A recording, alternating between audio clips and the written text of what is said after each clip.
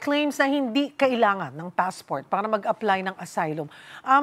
Ano nga po ba ang magiging hakbang ng DOJ kung sakaling payagan ng the Netherlands o ng Austria yung asylum application ni Attorney Roque? Well, again po naman, Cheryl, that goes into the rules of the host state where he may be located. But with the cancellation of his passport, nakita po natin na apektado na po yung pagkalihitimo ng kanyang ongoing travel, ng kanyang stay at that host state. So, pag nag-file po siya ng asylum doon, again, right now, it's premature po to say kung anong gagawin kapag nag-grant yun kasi even that is subject to many different things. But we are firm in our position that ang Philippine government po at ang Pilipinas firm sa posisyon namin na ang RTC, Regional Trial Court, korte na po mismo ang nagdeklara na hindi na po lehitimo ang kanyang passport at hindi na siya po pwedeng kung saan-saan lang po pumupunta.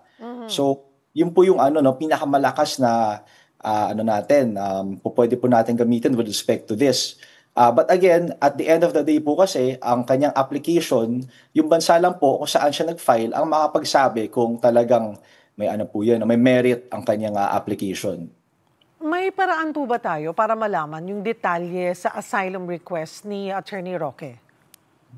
To my understanding, Ms. Cheryl, pagpasensyahan niyo na po na kasi ang alam po namin, ang asylum proceedings, confidential po yan, depende na lang po sa kung saan po siya nag-file.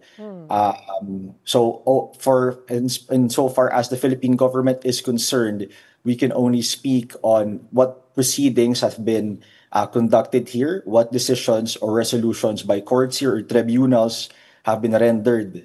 So, yun lang po ngayon, We'll have to wait, we'll have to see how it plays out.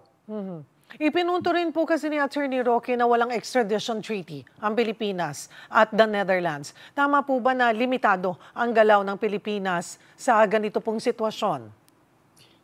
Tama po, Michelle. Thank you for that question. Yung pagka-limitado po ng galaw ng Pilipinas is correct po, only with respect to extradition kasi wala nga pong extradition treaty.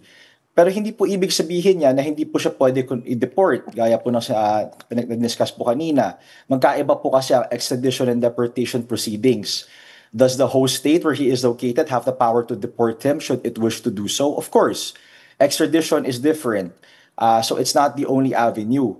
Now, kahit po limitado at hindi po siya pwede ma-extradite, gaya po na sabi ko kanina, klaro po na na-declare na po, may categorical pronouncement ang Korte ng Pilipinas na pugante po siya. He is a fugitive from justice. He cannot just be maneuvering through different jurisdictions given na yung legitimacy ng passport niya po ay hindi na po nandyan. Wala na po dyan.